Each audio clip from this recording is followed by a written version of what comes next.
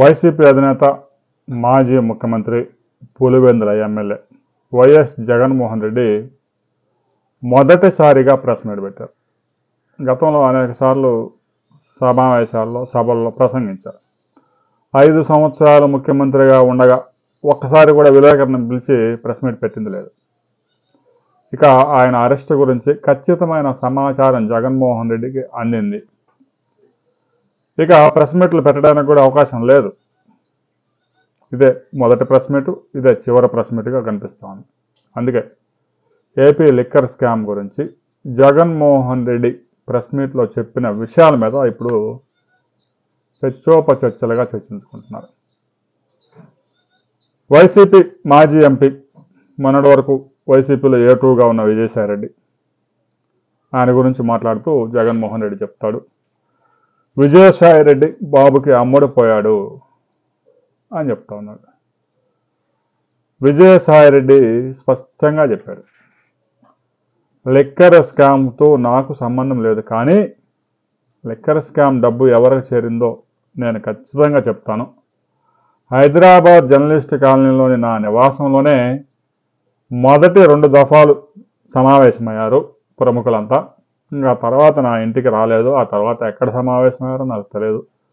Liquor వ్యాపారంతో నాకు సంబంధం లేదు అని చెప్పేశాడు. ఇక విజయసాయిరెడ్డి ఇచ్చిన సమాచారం ఆధారంగానే ఈ కేసులో A1గా రాజకాశి రెడ్డి, ఇక ఆ తర్వాత సజ్జల శ్రీధర్ రెడ్డి, కృష్ణమోహన్ రెడ్డి, ధనంజయ రెడ్డి, బాలాజీ గోవిందప్పరెడ్డి, చాణక్యరెడ్డి, వీళ్ళందరూ అరెస్ట్ అయ్యారు. ఇక ఈ కేసులో ఇప్పటికే రాజంపేట వైసీపీ ఎంపీ మిథున్ రెడ్డిని కూడా సిట్ అధికారులు ప్రశ్నించి వదిలేశారు. రాబోయే కొద్ది గంటల్లోనో కొద్ది రోజుల్లోనో ఒకవైపు మిథున్ రెడ్డి, మరొక వైపు ఈ డబ్బంతా ఎవరికైతే చేరింది అని అనుమానిస్తూ ఉన్నారో జగన్మోహన్ రెడ్డి అరెస్ట్ ఉండవచ్చు అనే సమాచారం జగన్మోహన్ రెడ్డికి అందింది ఐపీఎస్ అధికారుల ద్వారా అనే విషయం తెలుస్తూ ఉంది. దీంతో ఆయన హడావిడిగా ప్రెస్ మీట్ తయారు చేసిన స్క్రిప్ట్తో వచ్చి ప్రెస్ మీట్ పెట్టుకున్నారు. ప్రెస్ మీట్ పెట్టుకొని చివరిసారిగా ఆయన వాయిస్ వినిపించారు.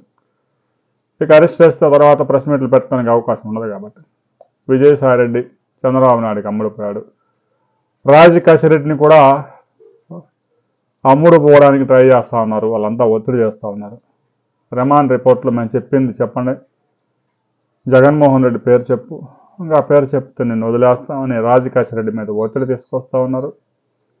హైకోర్టులో రాజకాశి రెడ్డి 3 సార్లు ముందస్తు బెయిల్కి పిటిషన్ వేసుకున్నా కూడా బెయిల్ తిరస్కరించారు.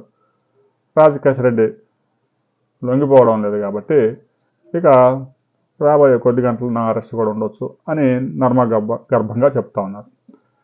రాజకాశి రెడ్డికి ఏం సంబంధము మద్యం లిక్కర్ స్కామ్తో? రాజకాశి రెడ్డి 272 మంది ప్రభుత్వ సలహాదారులు ఆయన కూడా ఒకడు.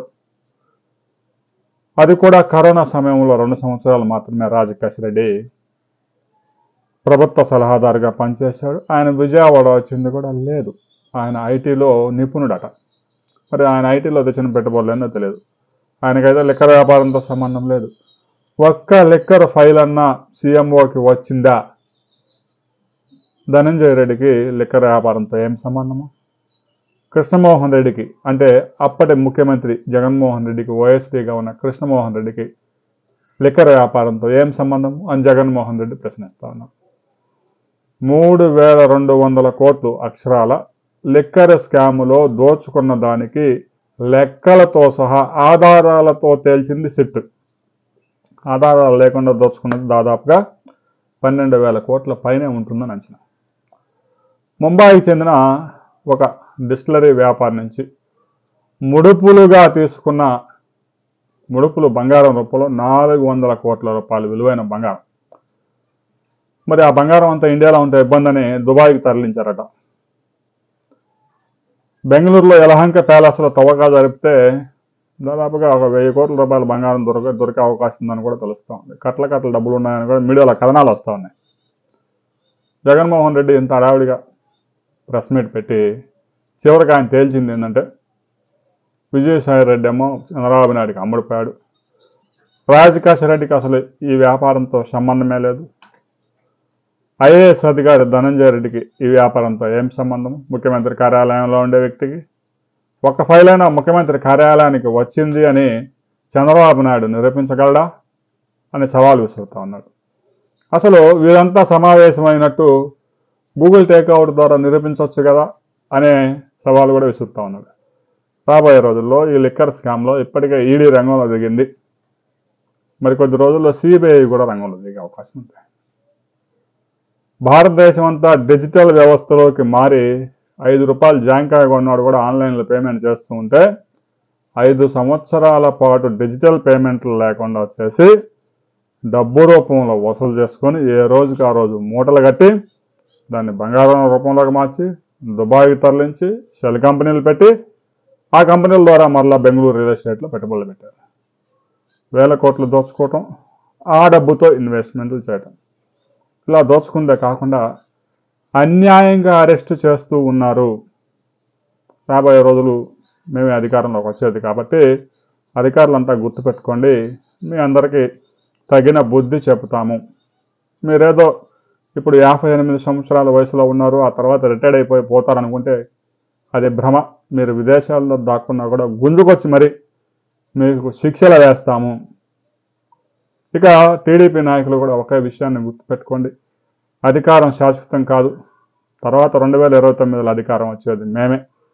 ప్రస్తుతానికి ప్రతిపక్ష హోదా కూడా మాకు లేదు, అయినా సరే మేము పోరాడుతూ ఉన్నాం. రాబోయే రోజుల్లో మాకు ప్రజల్లో బలం ఉంది కాబట్టి 2029లో గ్యారంటీగా అధికారం మాదే. ఇక జమిలి ఎన్నికలు జరిగితే 2027లోనే మరలా నేనే ముఖ్యమంత్రి కాబట్టి తెలుగుదేశం పార్టీ నాయకులు మీరు అన్యాయంగా అరెస్ట్ చేస్తూ ఉన్నారు. ప్రతి ఒక్కరి పేరు ఏదో ఒక పుస్తకంలో రాసి పెడతాము, మేము అధికారంలోకి వచ్చిన తర్వాత మాత్రం మీ అంతు చూస్తాము అని బెదిరిస్తూ ఉన్నారు.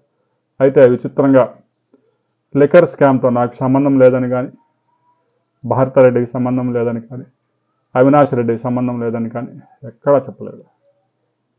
వేల కోట్ల రూపాయలు దోచుకొని నకిలీ బ్రాండ్లు తీసుకొచ్చి దాదాపు 2 లక్షల మంది ప్రాణాలను హరించి లక్షలాది మంది జీవితాలను నాశనం చేసి వారిని అనారోగ్యం పాలు చేసి వాళ్ళ కిడ్నీలు లివర్లు పోయే విధంగా చేసి నాటుసారా కన్నా దారుణమైన మందు అమ్మి వేల కోట్లు దోచుకున్నారు. దోచుకున్న డబ్బుని సర్దుకునే క్రమంలో దొరికిపోయారు. ఆ డబ్బుని రాజకాశ రెడ్డి, ధనంజయ రెడ్డి, కృష్ణమోహన్ రెడ్డి, చాణక్య రెడ్డి, గోవిందప్ప, బాలాజీ రెడ్డి వీళ్ళందరూ పంచుకోగా మిగిలింది మొత్తం తాడేపల్లి ప్యాలెస్కి ప్రతిరోజు ఇంత మొత్తం. మీరు ఏదైనా చేసుకోండి, మాకు తెలియదు. ప్రతిరోజు 60 కోట్లు, 30 కోట్లు, 40 కోట్లు అని చెప్పేసి ఒక అమౌంట్ చెప్పేసి ఆ అమౌంట్ రావాల్సిందే అని చెప్పి ఆ అమౌంట్ మొత్తం కట్టలగట్టి మోసే బాధ్యతని ధనంజయ రెడ్డి స్వీకరించారట. అధికారిక వాహనాల్లోనే హైదరాబాద్కి తరలించారని నిఘా వర్గాలే చెప్తా ఉన్నాయి.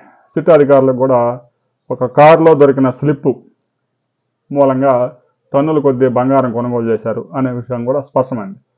రాబోయే కొద్ది రోజుల్లో ఈ కేసులో 2 కీలక వ్యక్తులు, ఫైనల్గా మిగిలిపోయిన 2 కీలక వ్యక్తుల అరెస్ట్ కూడా జరగబోతా ఉంది అనే విషయం జగన్మోహన్ రెడ్డి ప్రెస్ మీట్ ద్వారా తెలుస్తూ ఉంది. ఆ ఇద్దరు ఎవరనేది ఈ పాటికి అందరికీ అర్థమైపోయింది కాబట్టి ప్రత్యేకంగా చెప్పాల్సిన పని లేదు. ఏపీ లిక్కర్ స్కామ్లో జగన్మోహన్ రెడ్డి హస్తం ఉందని మీరు నమ్ముతున్నారా? నమ్మితే కామెంట్ చేయండి, వీడియోని లైక్ చేయండి, షేర్ చేయండి, సబ్స్క్రైబ్ చేసుకోండి.